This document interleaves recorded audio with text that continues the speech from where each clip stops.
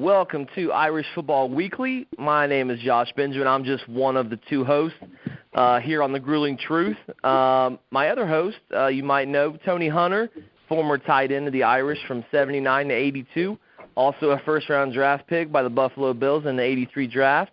You can catch us on our website at thegruelingtruth.net, Stitcher, Spreaker, iTunes, Google Music, and iHeartRadio. Tony, how's it going? Oh, Josh, everything's going just fine, just fine. I tell you what, I really enjoyed seeing the fight that Notre Dame put in that second half of that last game against Duke, and I just hope we continue to build our defense, and offensively, we are just amazing, and I hope we continue to grow. Yes, and great opening statement, I should say.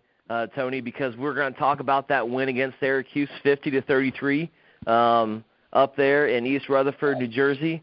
Let's jump right in with that, Tony, and talk about the game in general, kind of our thoughts, insight, things we got from that game. And the first thing that comes to mind is looking at the box score. If I wasn't to watch the game at all, I just went in and hit the box score, I see that the Irish only gave up 6 points in the second half. That's pretty remarkable. Yeah, most definitely, especially considering the way we were playing defensively in the previous games. We came out in that second half and it looked like defensively we were loose and we were playing free and we were getting after people there, playing Notre Dame football. And I tell you what, it was nice to see. If you had a chance to just look at the box score, you would see in the first quarter it was 23-13. And to look at the scoring recap on the scoring plays, I mean, the first play for the score for the Irish, I think, was 18 seconds, and then they scored it. It was like back and forth. It was like a huge yardage spree in the first quarter for both the Irish and the Syracuse up there in New Jersey. So they settled down, it seemed like, and the offense averaged 9.1 yards per play. Wow. Okay. That's almost a first down every time. You can't really get much better than that, can you?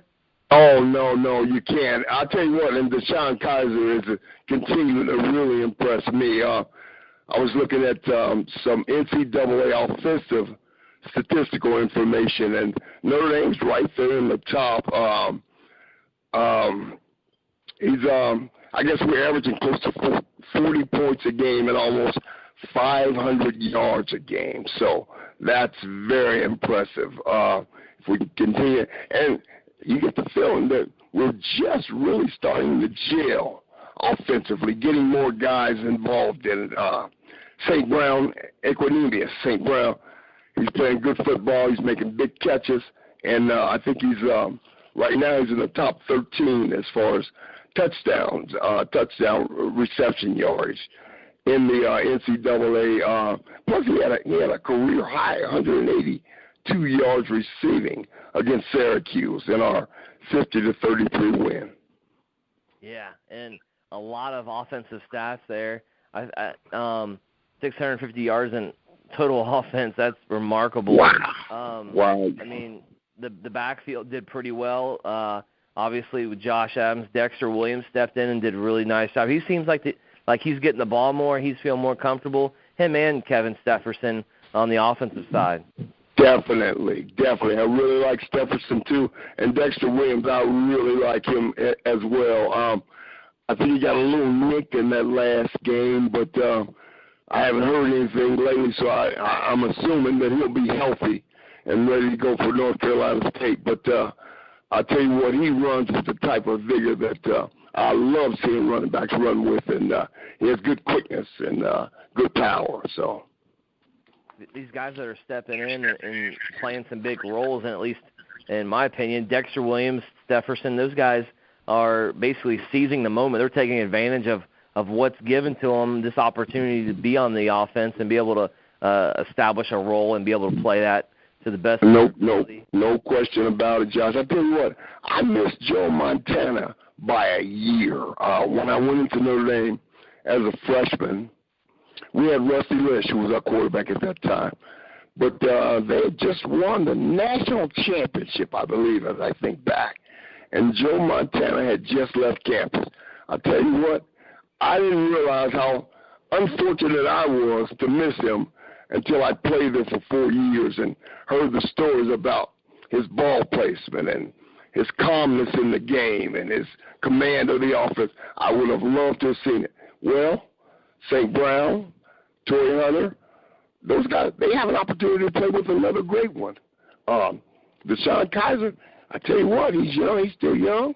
He's going to be a great one. They have an opportunity to catch the ball from him, and they have an opportunity to do some great things with him, and they should seize the opportunity. Yeah, I agree. And like you said, he's a young guy. He's still got plenty to prove and get the Joe Montana status, but he's definitely on his way, like you said.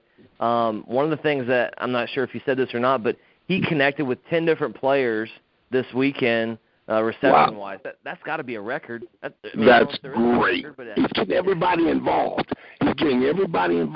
So everybody, when they go out to run a pass pattern, they know they have an opportunity to catch the football. So they're all going out full speed. And with the way he's spreading the ball around, there's a good chance that he'll get it to him. So that's good for everybody. It gives everybody a little hope on the offense, and it's really motivation to go out there, run your route the right way, and look for the football. I think, and correct me if I'm wrong, it seems like everyone on the offense is playing hungry, and the fact that they could get the ball and they better make a play for the team. And connecting with these 10 different players and the rushing game and obviously the linemen, it seems like this offense is meshing very, very well. Yeah, Josh, I definitely think so. To me, I think our offense could be our saving grace this year because we're able to score so many points. Now, at present time, our defense is giving up a lot of points, so we have to score that many. But I think we're maturing offensively in this process of scoring so many points, and it should continue. Now, under the new leadership of Greg Hudson on that defense, as you were saying, we were able to shut them down in the second half. Where I think they had one touchdown in the second half, did Syracuse. And I tell you, that's a far cry from what I had been seeing in the previous weeks defensively. Oh, absolutely. And for the listeners out there, we can't expect a total change on the defense side when it comes to going from giving up, 30, 35 points to giving up 6. We have to take baby steps. We have to learn. They have to learn each other. They have to be able to basically reinvent themselves on the defensive side with their new coach and being able to just learn each other and be able to do what the coach asks them to do. Because it's probably not a huge makeover, but I would say there are definitely things that they are changing to make that defense better. So yeah, I think so. It looks like they're going with a 4-3 type front, which I haven't seen at Notre Dame in a number of years, but it seems to be it's effective right now. What I'm seeing mostly is guys like Jay Hayes. Jay Hayes coming out of high school was recruited by all the super powers in NCAA football, USC, Notre Dame, I think Miami. They all wanted this guy. So the talent is there defensively, and I think it's just a matter of letting those guys play loose, play fast, and I think they're being much more effective right now, and I just hope it continues.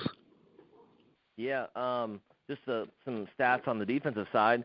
Drew Tranquil led the defense with 13 tackles, followed by Niles Morgan with 10, which Niles is always up there in the rankings of tackles with the leading tackles stat. Stat of the day for the defense, I found the stat of the day for the defense that is a positive, 11 QB hurries and 2. Wow. That's nice. Because I tell you what, I can remember our very first game we played against a freshman quarterback that I don't think was touched the whole afternoon. So it shows that we're getting after the quarterback, and it shows that we're improving defensively. We're going to need it because against North Carolina State. You know, they're offensively they're pretty dynamic, and they're 3-1 right now. Their record's 3-1, and they're 1-0 in a tough ACC division, which has Louisville, Clemson. So they're playing good football, good competitive football in that division. So I expect N.C.State to be a good test. Yes, and in that debut of Coach Hudson as the DC, just kind of going back a little bit, 11 QB hurries and 2 sacks, already doubled their sacks in one game, and then wow, 11 QB hurries. That's impressive. So they're getting after the quarterback, you know, changing that attitude, that mindset. And then, you know, I always talk, well, not always, but I mention it, special teams. Special teams can change the game. C.J. Sanders, 93-yard kickoff return. So he's very, very explosive on that other phase of the game, and I was excited to see that we made another big momentum play.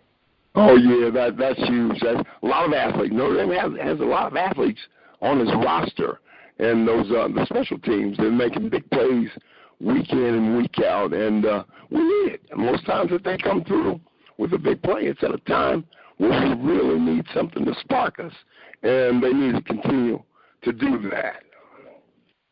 So this Saturday, October 8th, down in Raleigh, North Carolina at Carter-Findley Stadium, we play North Carolina State Wolfpack, another Wolfpack that we've played, not only with Nevada but now North Carolina State. Like you said, they're 3-1.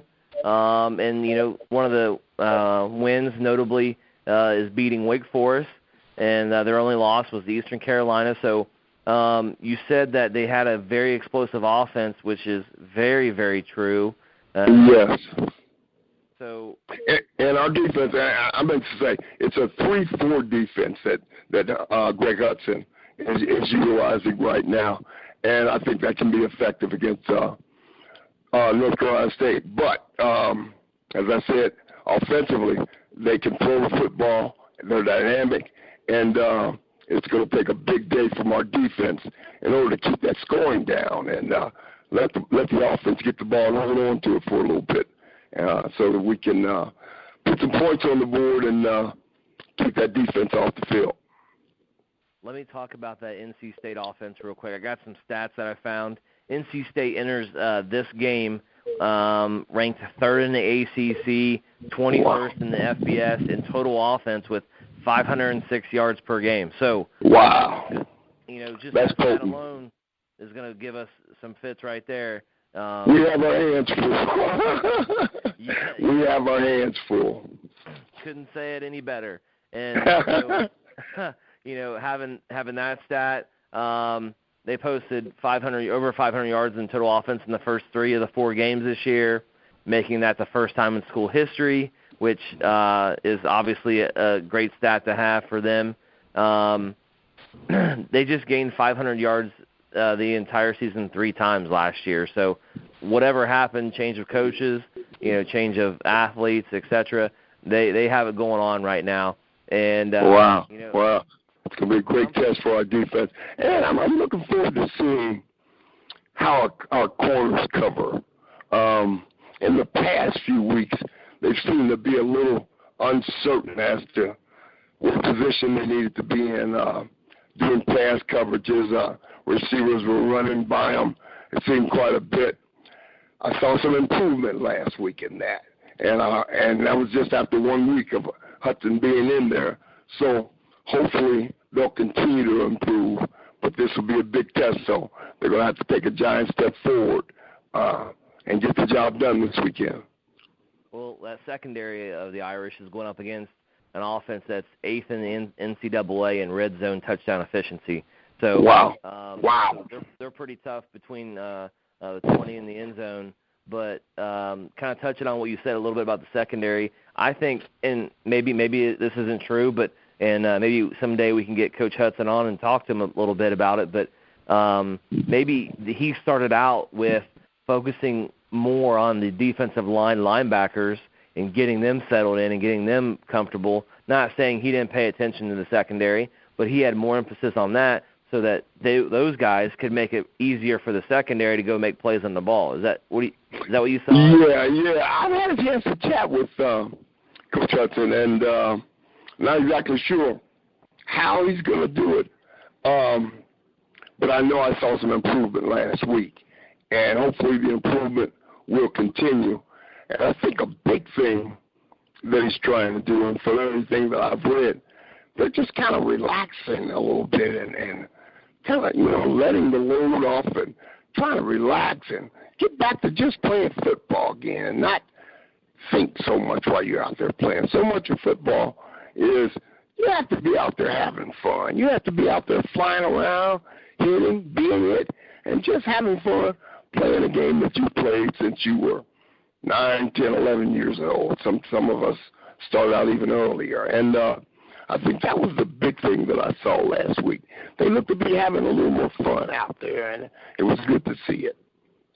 Yeah, they seem very excited, their attitude, at least from, their play. Obviously, you don't get to see them off the field too much. But now we're only ranked, I think, 106 nationally defensively. We're 106 nationally. Okay. So we need to improve on that definitely. Yeah, and I think I know you. I think you agree with this. That'll come in time, and I know that they'll continue to get better each game. But going up against a tough offense with some of these guys, going back to the Notre Dame N.C.State basically matchup, they've only played once, and it was in the Gator Bowl in 2003 on New Year's Day, and the Wolfpack beat us 28-6, and that was when Ty Willingham was the head coach. So this will be the first time Notre Dame's traveling down to Raleigh, North Carolina, to play a Wolfpack team. And like we've been saying is get ready defense, because you're gonna go up against, this will be gut check time right here for the they'll be tested. And I've been hearing that there's some concern about Hurricane Matthew. They're keeping an eye on it, but N.C.State officials, based on the last forecast that they've looked at, think that we're okay as far as the hurricane is concerned, but there's a little concern about where that thing's going to wind up. So yeah, so hopefully that doesn't deter the game or any citizens down there around that area. Right. But based on the last few forecasts that they've looked at, they appear confident that we should be okay to get that game in. Well, good deal. That's the plan, and hopefully that stays plan A. So going down there on Saturday, going against a tough offense, our offense hopefully can continue the progress and the ability to score points at a high rate and distribute the ball appropriately to multiple people, just like going back to what Coach Kelly said at the beginning of the season. We want to do what we want to do at any time. And so that's paraphrasing what he said, but basically being balanced and being able to get the ball to anybody that can make a play, which, I mean, we just named earlier, 5 or 6 players on offense that contribute heavily against Syracuse, and that's an amazing thing to have. Oh, definitely. I think Kaiser's a handful by himself to deal with if you're North Carolina State defensively, because he can do so many things. He can throw from the pocket. He can hurt you if he scrambles out and runs. He's turned out to be faster than I thought he was.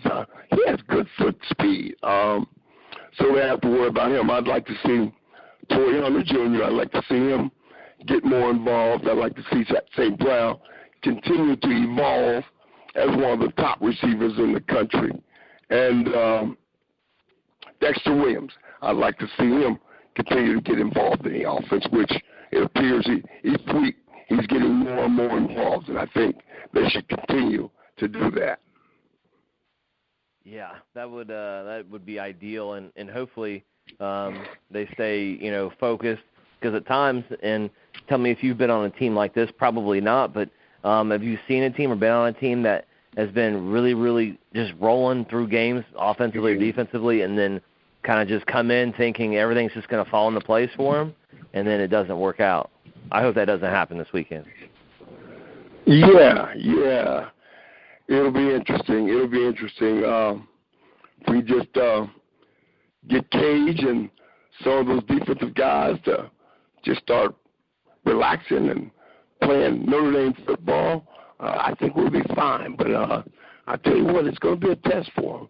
It's going to be a test because, the ACC, it's always been known as a basketball conference. But now that they have Louisville, Clemson just had a big win this past weekend. They have some really good football programs in that conference now. So North Carolina State, they plan to get some good competition, and I'm sure their recruiting is reflected in that because of the kind of players that they have to get on campus in order to compete against the Louisvilles and the Clemson. So, like I said, it's going to be a good test for Notre Dame, but I believe we're up for the job. I believe we have as much talent as anybody. It's just a matter of going out and proving it. And when you're at Notre Dame, it's a matter of going out and proving it week in and week out against the top teams in the country. That's what's so special about Notre Dame. You're not in conference.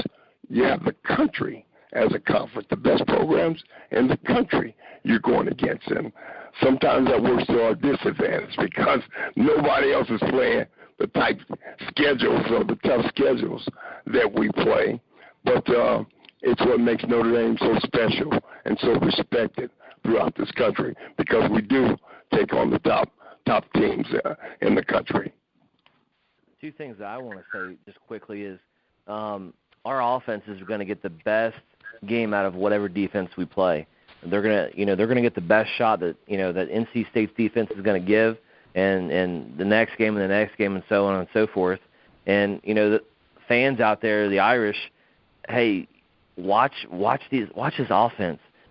Some of these, if not a lot of these guys, are going to be playing on Sundays in the future, and there's something special that's going on in that offense, and pay attention to that and embrace it because there's some great dynamic players, athletes, guys with high IQs on that team that are just special, and to have all these people, all these players all at once on one unit is pretty remarkable in itself. Oh, yeah. I mean, you can just look at the guys that are playing on Sundays right now that are in the league. I was just looking at Will Fuller. Oh, man, he's doing really well with the Texans. He's on his way to making the Pro Bowl if he continues on. And I think St. Brown is cut from that same type cloth. But I think Fuller, when he was at Notre Dame, he was playing in big games week in and week out and under that type of pressure and having to succeed against the type of competition that he had to succeed against at Notre Dame, it's made him the player that he is in the National Football League. And like I said, I think St. Brown is cut from that same cloth, but he has to continue to prove it week in and week out. That's right, and proving it is going to be a great task, but obviously with their athletic ability, the resources they have and not to have any distractions is pretty important for their success, just like anybody else. Staying the track and following that to the end of it successfully.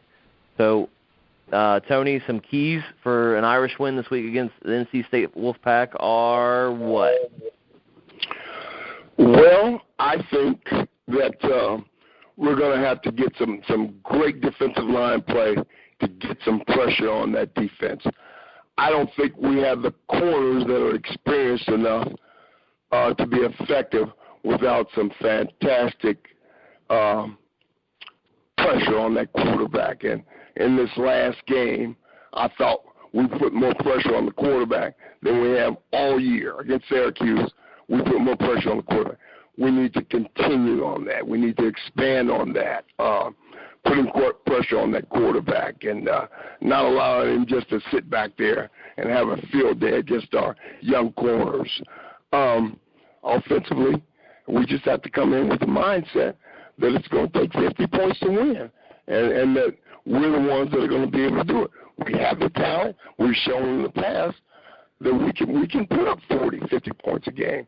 So let's just go do it and let the chips fall where they may. So those are all great points, and to kind of add to that, starting fast. I saw something somewhere about N.C.State starting out quickly with their offense and scoring on their first drive. They're one of the top teams in the NCAA on scoring first as far as their first drive.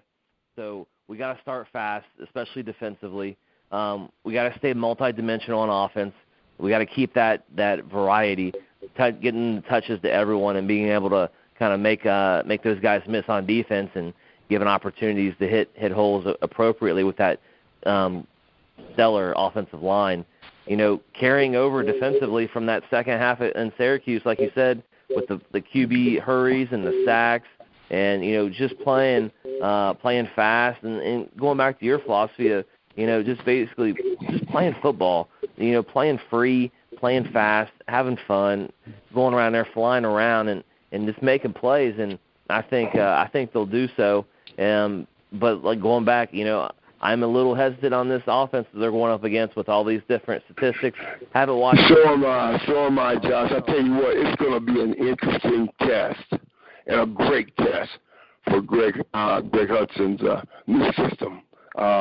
It's going to be his biggest test yet, I think. And he just really got started last week, but it doesn't get any easier because I think these guys in North Carolina State are better offensively than Syracuse was last week. So it'll be a great test for Greg and that defense. But I'm sure they're up for the task and looking forward to seeing what happens. Yeah, and so kind of going into our next segment here, the three toughest picks of the week. I'm doing some calculations here, and now we've gotten closer, Tony. I've closed the gap a little bit. I know. I didn't do well at all this weekend. So last weekend you went, let's see, you went 1-2, and then if we count the upset of the week, you picked Michigan State beating IU. And IU pulled it out, which was I know. And what were the other picks? You picked Stanford over Washington, which we both did, and that was. And Washington wore them out there. Yes, they did. They put them in another time zone, I think. Jeez, they right. I said, man, really pounded on them. Okay. So you went 1-2, and I went 2-1. We'll put you at 7-5, and I'm 6-6 now. So okay. I'm closing it slowly but surely. I see. We're gonna have to do something about that this weekend, then. Okay, so here we go. We have the first game, the three toughest picks of the week. Number 9, Tennessee at number 8, Texas A&M. My goodness.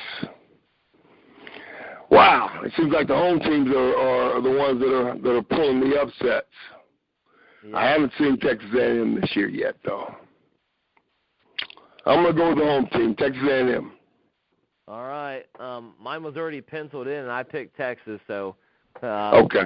That could close the gap there on our record, a little competition. Next game is a ACC match, big rivalry. Number 23, Florida State at number 10, Miami. Number 10, Miami. Wow, when's the last time that happened? Wow, interesting. I haven't been real impressed with Florida State so far this year, so I'm going to go with Miami at home. Okay. Well, you know me and how I like to go against you, so I'm going Florida State. Maybe they'll kind of reopen their eyes and get focused because they've lost 2 in a row now, I believe. Louisville, well, at least a couple out of the last few games. Louisville and just recently North Carolina. So hopefully they get back on track. But tough rivalry game. Especially back in the 90s. So we'll see. We'll see what happens. And okay. our last game, another SEC match, number 1 Alabama at number 16 Arkansas. Alabama at Arkansas. Yes, sir. It's just tough for me to pick against Alabama. They just have so much talent. But I tell you, that's an. I'm going to go with Alabama. I'm going to go with Alabama on that. Yeah, it's conference tough. Game, big game. I know they're at Arkansas, but it's tough to go against Alabama. Yeah, I'm with you on that. I'm picking Alabama too. It's like you said, it's tough to go against those guys, and if you do, you're pretty much going to pay the price with Nick. You're right. Just too much talent. So they got it going on down there now. Next portion we have here, our show, Irish Football Weekly, is Upset of the Week. Last week I picked the IU Michigan State game. That was at IU. IU pulled it out. And this week, another ranked opponent, number 24 Utah playing Arizona. It's at Utah. I'm taking Arizona. You're taking Arizona in that one. And it's now, Utah's ranked what now? What are they ranked right now? Number 24. And is Arizona ranked at all? Arizona's not ranked at all. And you go with Arizona? I'm picking Arizona for basically 2 reasons. Okay. Their head coach, and the fact that my favorite baseball player of all time is Ken Griffey Jr., and his son is a wide receiver for him. So. Oh, is that right? I didn't know that. You know, Ken Griffey Jr. went to Monroe High School, my same high school I went to here in Cincinnati. And he was just placed into the Pro Baseball Hall of Fame. Congratulations, Junior. But, he went to Monroe a few years after me. I did not know his son was playing right now. But, I'm going to have to go with the home team. I'm going to go with Utah at home. Okay. I'll tell you what, that elevation, when you're playing at a high elevation, a lot of people don't realize this, but I was talking to a good friend of mine that's lived out in Denver for the last 30 years or so. But I used to tell him when I was in professional football, whenever we played in Denver, there's a difference. I mean, when you're at a high altitude like that, it takes it out of you when you're playing in that game. I'm telling you, you notice the difference. And I think Utah will win it at home. All right, so Tony's got Utah, and so that kind of concludes our Upset of the Week. One of our favorite times is predicting the Irish game. I'm going to go first, and I have a simple philosophy of this game is first to 50 wins. And yeah.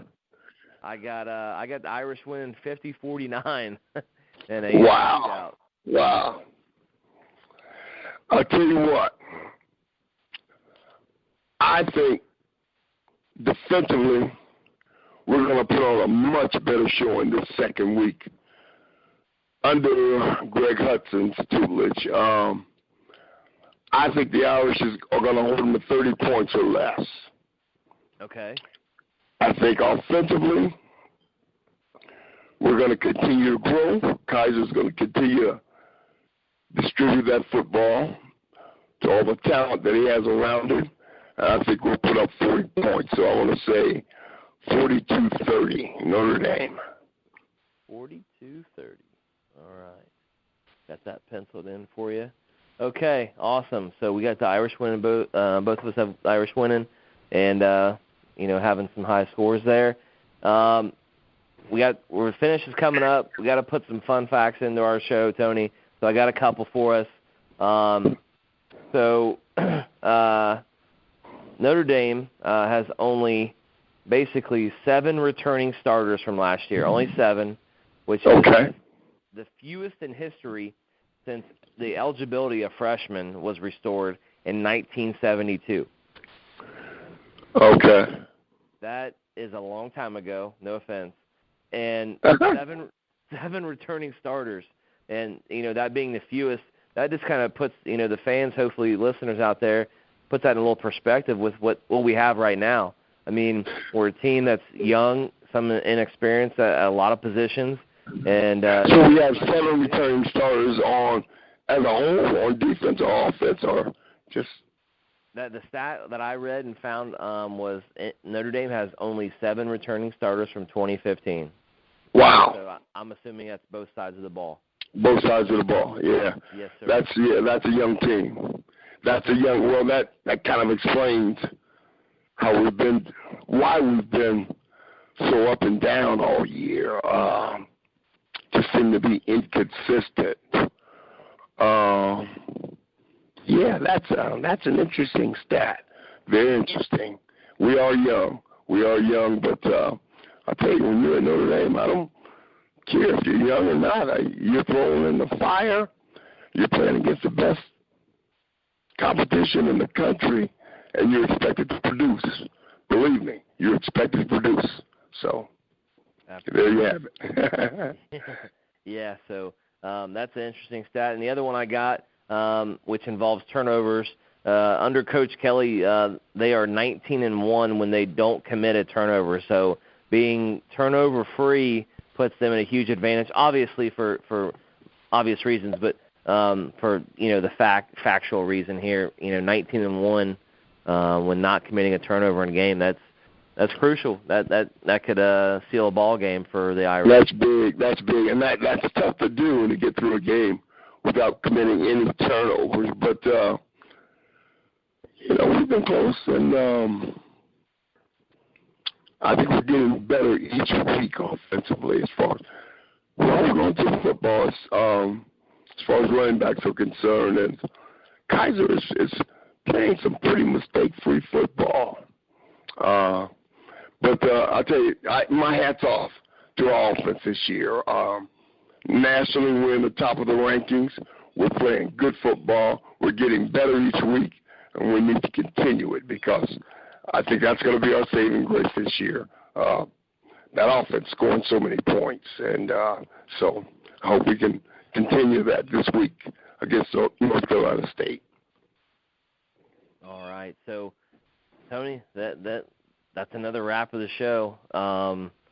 Folks, don't forget to check out our website, thegruelingtruth.net, which has multiple shows of your liking, of course, according to my show, The Real Deal, also Tony's show with the Los Angeles Rams, and there's tons of media outlets out there that have us on basically on point: Stitcher, Spreaker, Google Music, iTunes, and iHeartRadio.